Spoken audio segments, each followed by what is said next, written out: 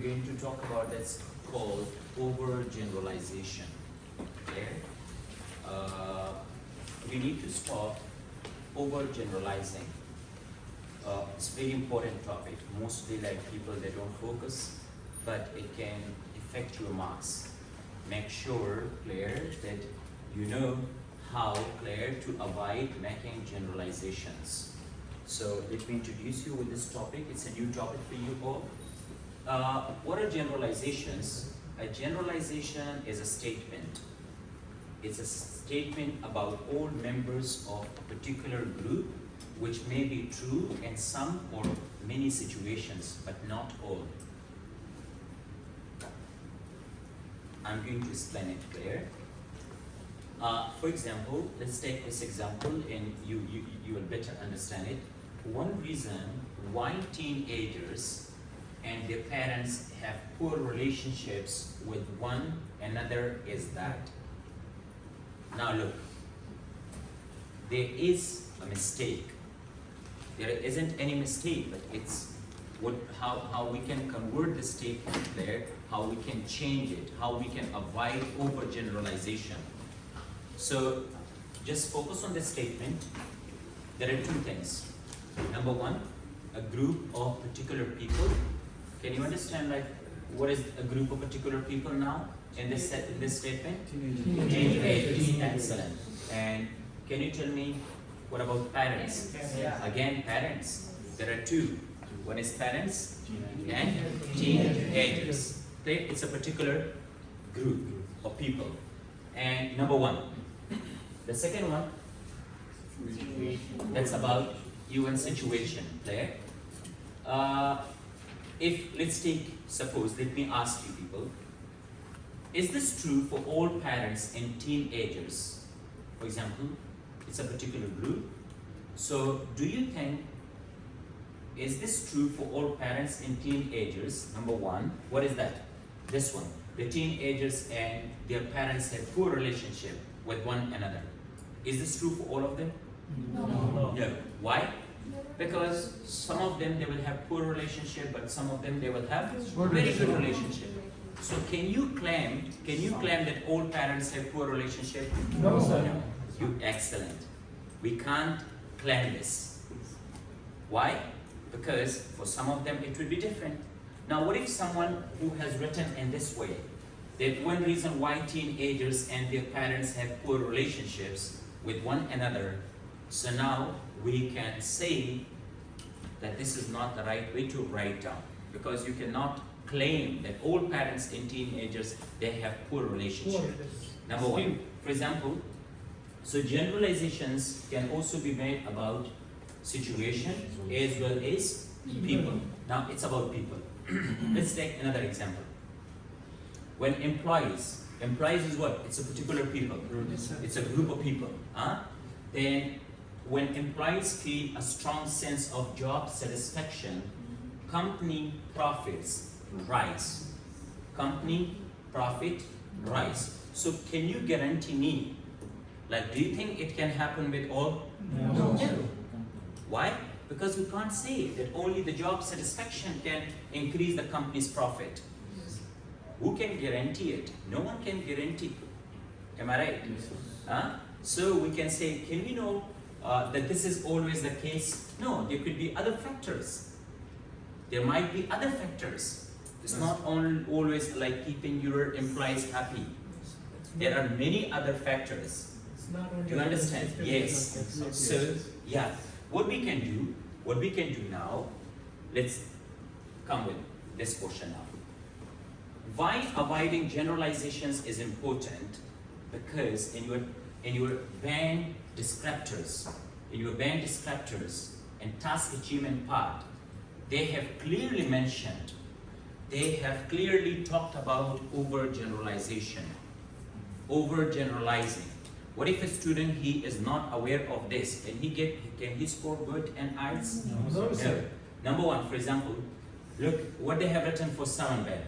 But there may be a tendency, Claire, tendency in what? To overgeneralize, and supporting ideas may lack focus. So they have even mentioned it here. Yes. So you can score 7 when even with generalizations, you can score that.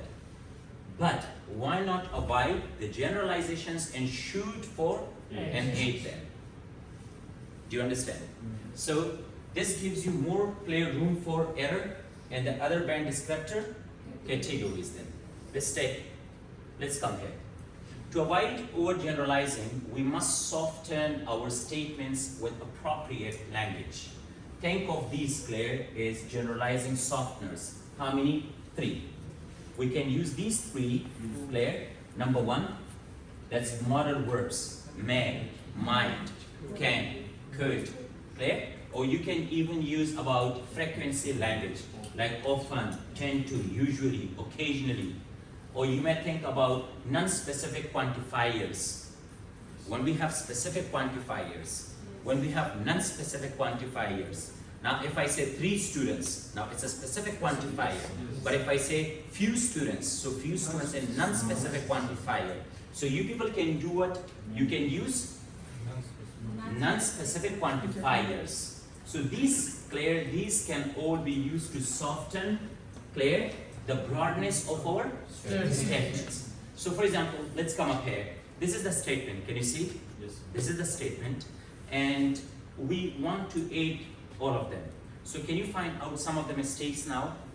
The first mistake is, read first of all this statement. Politicians are influenced by the media. Politicians are influenced by the media, which is a problem because this has a negative effect on social equality in the country. So now can you see? We need to do what, Claire? Try to soften the language. We have talked about politicians, all politicians. Can all politicians? No. We can say what? Some politicians. Excellent. Do you understand now? Now you get the point right now. We can say some politicians, not all, like this way. Some politicians are influenced. Some politicians are influenced, not all politicians. What if I don't use this some or many? Some politicians and many, Claire. Yeah. So what does it mean now? Yeah, exactly. So we cannot say politicians are influenced by the media, but we can say many politicians or some politicians. Do you understand? So try to use these words to soften your language. Number 1. Then we can say, which is a problem? Which is a problem? Who can say that it's a problem? No, no one can say it. So we can use what? Frequency, which is often a problem. So should I say which is a problem or which is often a problem? Which one is proper? Which is often a problem. Very good. A problem because this has a negative effect or this can have a negative effect. Excellent. We can use what? Modal verbs. This can have a negative effect. We can't say this has a negative effect. If we say this has a negative effect, it means 100% we agree that yes, it has a negative effect. Like for example, if I say students go abroad, students go abroad will face language problem. So now will face. So like how can I say well? Is this true in case of all students? No. We can say they may face language problems. Some students may face problems. We can say not all students. Students face language problems. Students face language problem. So now look, how can I say students? I can say what? Some students or many students. Many students. Then if I say face problem, no, can face problem. Can face language problem. Do you understand now? Yes. That's how like you need to bring up a change, Claire, and while talking about the generalizations. Is this clear? Quite easy, you can move, Claire, to get good pen and eyes then.